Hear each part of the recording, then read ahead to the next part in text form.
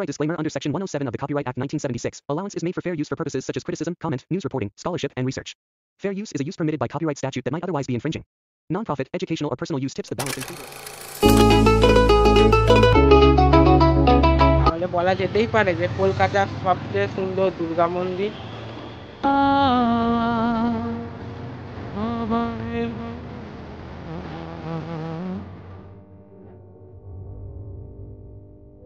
Hi guys, welcome to my channel ব্লগে happy day. তো তোমরা কেমন আছো সবাই? ভাবছে তোমরা খুব খুব খুব ভালো আছো। নতুন ব্লগে আপনাদের স্বাগত জানাই। তো আমি এখন চলে এসেছি কলকাতা যে বাইপাস ধাবা আছে, বাইপাস ধাবার সামনে দিয়ে হেঁটে আরেকটু গেলেই এইখানে এক দারুণ সুন্দর মন্দির আছে, দুর্গা মন্দির। এই দুর্গা মা 12 মাস সকাল ও সন্ধ্যাবেলায় পূজিত হন। তো আমি আজকের এই মন্দিরটা নিয়ে আজকের এই ব্লগটা থাকছে। আর এই মন্দিরটার নাম হচ্ছে মেট্রোপলিটন দুর্গা মন্দির। আর আপনারা পুরো ব্লগটা দেখতে থাকুন, একটু স্কিপ করবেন না। এবং যদি ব্লগটা ভালো লেগে থাকে অবশ্যই লাইক করবেন, শেয়ার করবেন এবং আমার চ্যানেলটিকে সাবস্ক্রাইব করে পাশে থাকবেন। তোমরা পুরো ব্লগটা দেখতে থাকো।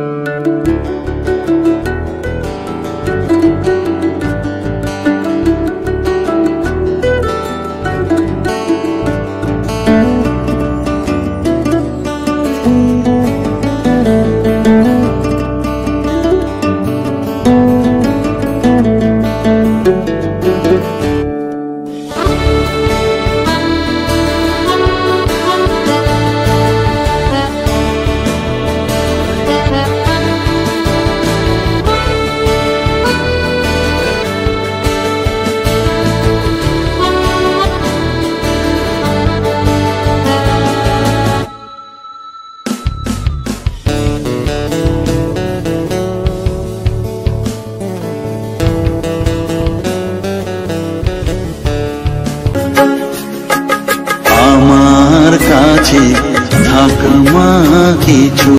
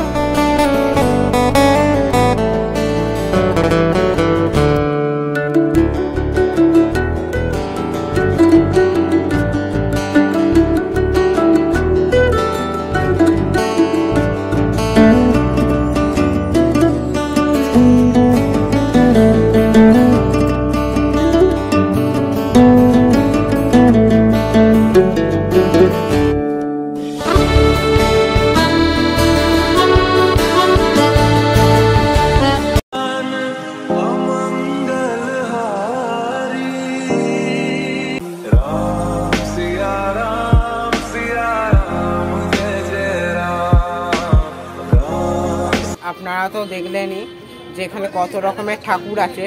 এখানে সব রকমের মোটামুটি ঠাকুর আছে বলে এখানে সব যে আমাদের ধর্মীয় উৎসব হয়, এই ধর্মীয় উৎসব সবই এখানে পালন করা হয়।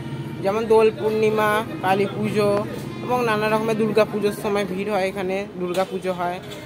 আর এখানে নানা রকমের এই উৎসবগুলো পালন করা হয়ে থাকে মন্দিরে।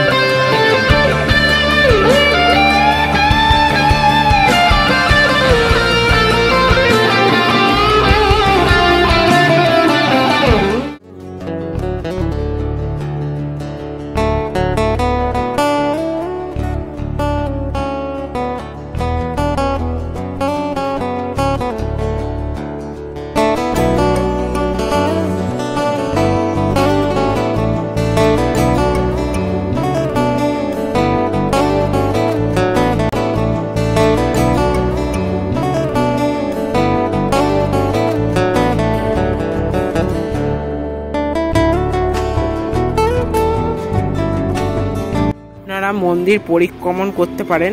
এই যে পরিক্রমণ করার জায়গা আছে দেখুন, আর এখান থেকে পুরো ওই গার্ডেনটা, মাঠটা কি অপূর্ব সুন্দর লাগছে দেখুন।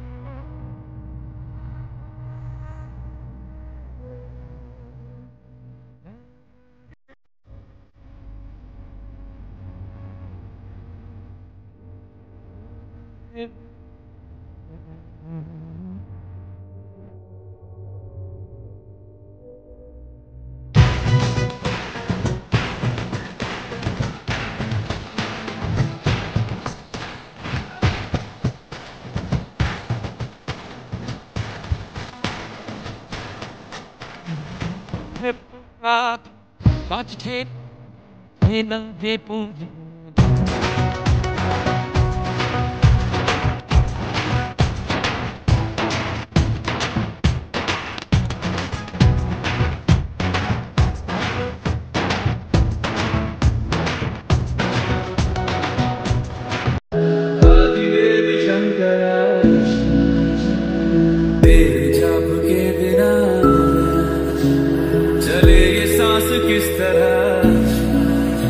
কলকাতা মেট্রোপলিয়ান দুর্গাবাড়ির এই ব্লগটা কেমন লাগলো আমাকে অবশ্যই কমেন্টে জানাবেন, এবং যদি ব্লগটা ভালো লেগে থাকে লাইক করবেন, শেয়ার করবেন এবং আমার চ্যানেলটিকে সাবস্ক্রাইব করে পাশে থাকবেন।